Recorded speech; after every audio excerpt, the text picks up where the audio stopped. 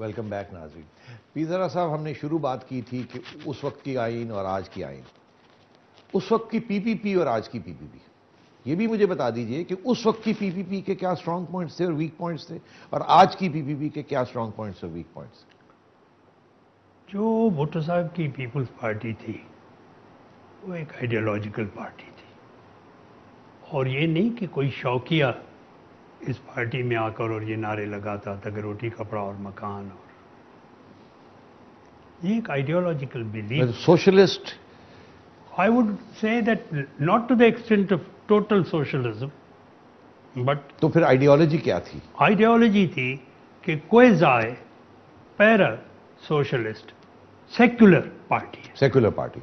The insistence was, the thrust was, dominant thrust was secular party, equality of all citizens. مگر قطع کلامی معاف اگر سیکولر پارٹی تھی تو پھر آپ نے وہ جو 74 میں قانون لے کے آئے احمدیوں کے خلاف تو وہ پھر کیا اس کا کیا ضرورت تھی اس کی؟ کمپرومائز تھا. کمپرومائز سیاسی کمپرومائز تھا. سیاسی کمپرومائز. کیا پریشر تھا آپ کے اوپر؟ بہت بڑا پریشر تھا. بہت بڑا پریشر تھا. But then you look at the time frame when this came. Time frame تھا 1974. Otherwise it was a dull year. This was the major point in 1974. اس وقت سڑکوں پہ باہر جا کے لوگوں نے ڈیمونسٹریشنز کرنے شروع کر دیے اور اس کو ہوا دی گئی اور شاید یہ بات نکل جاتی کنٹرول سے کمپلیٹلی اور خون خرابہ بہت زیادہ ہوتا. اور بھٹو صاحب کے قریب جو کچھ لوگ تھے وہ تو ایکسٹریمسٹ تھے نا اس سلسلے میں کہ نہیں کریں گے.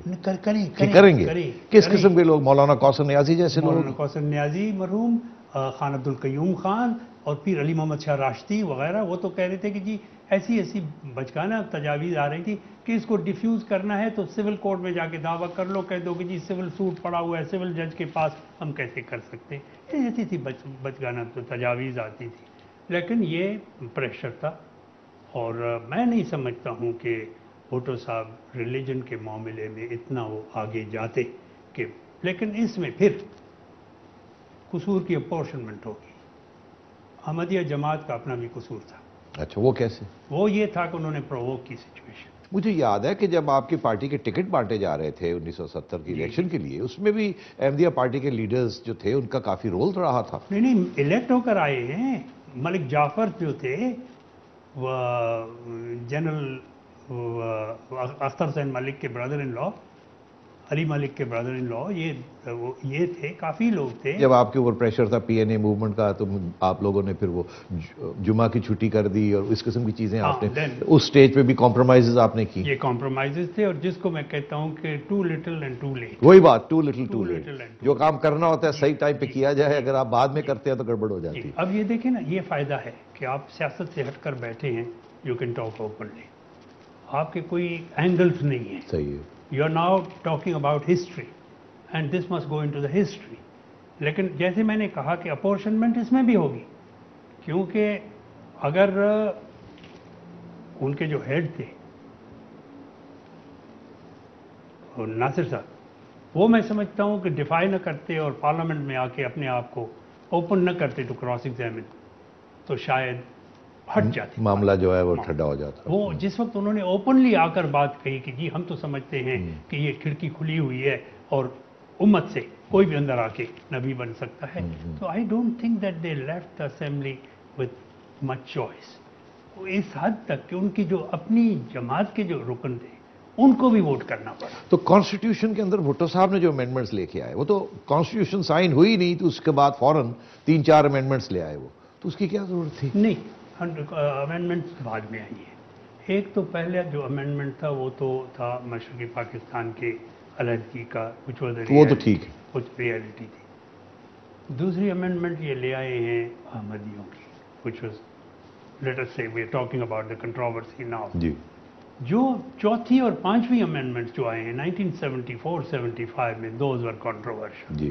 اس وقت یہ ایسے لگ رہا تھا کہ یہ two organs of the state, parliament and executive on the one side and judiciary on the other side, they are heading for a confrontation.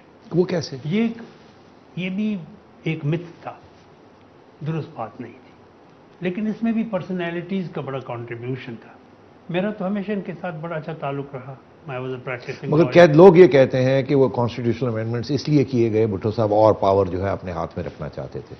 Bhutto صاحب کے پاس 10 سال کے لیے اتنا پاور تھا اس کانسٹیٹیوشن میں. میں آج آپ کو بتاتا ہوں کہ you can not call those first 10 years democratic parliamentary. تو پھر اگر آپ نے وہ کانسٹیٹیوشن بنائی اور آج ہم اس کانسٹیٹیوشن کی روح اور اس کی بات کرتے ہیں تو کیا ہم وہی کانسٹیٹیوشن واپس لانا چاہتے ہیں کہ سارے پاورز ایک شخص کے اندر آ جائیں؟ نہیں, اسی پر بھی میں آ رہا ہوں. اور محمود خان اچکزئی کے کیس میں نے خود 58(2)B کے حق میں کچھ دلائل دیے ہیں.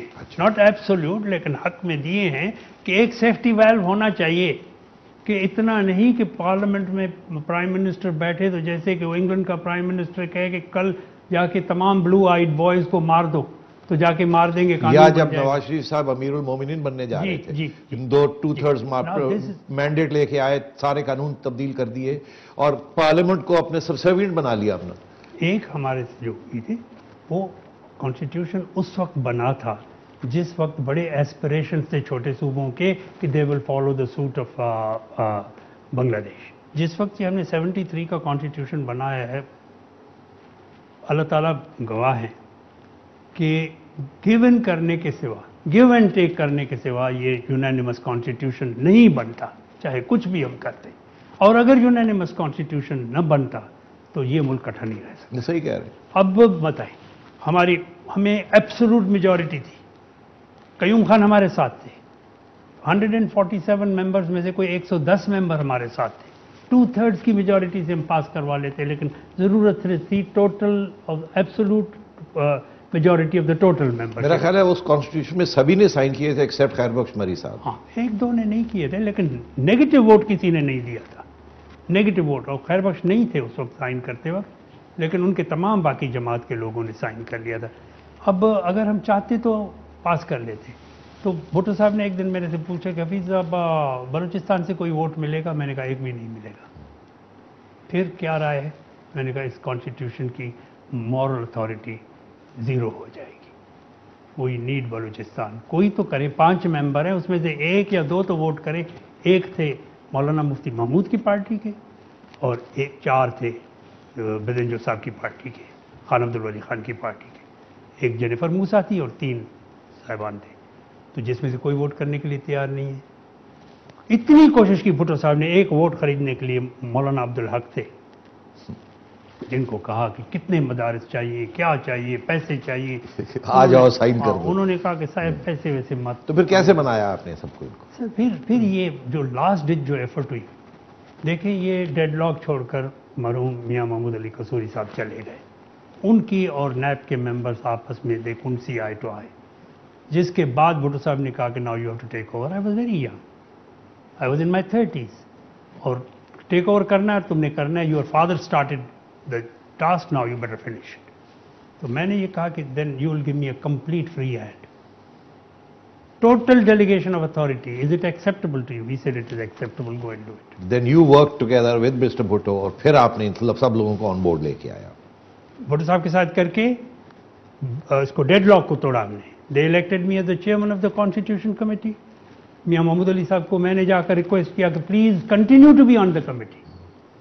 وہ رہے کمیٹی پہ, اس کی بڑی کنٹریبیوشن انہوں نے کی. But the main thing came کہ آئی سیڈ کہ ان سائڈ دا کمیٹی اور the assembly this matter can not be resolved. یہ باہر بلائیے. تو 15 جو ریپرزینٹیو گروپس تھے اسمبلی میں, ان کی ہم نے 17 اکتوبر سے 20 اکتوبر 1972 تک ہم نے یہ تمام ان کو بلا کے مسائل حل کر دیے. ناظرین ابھی ایک بریک لیتے ہیں اور پھر یہ کانسٹیٹیوشن, آج کی کانسٹیٹیوشن کیا ہے, کیا ترمیم ہم کرنے جا رہے ہیں پیرزادہ صاحب کی, اس کے اوپر ان کے ساتھ بات چیت کریں گے.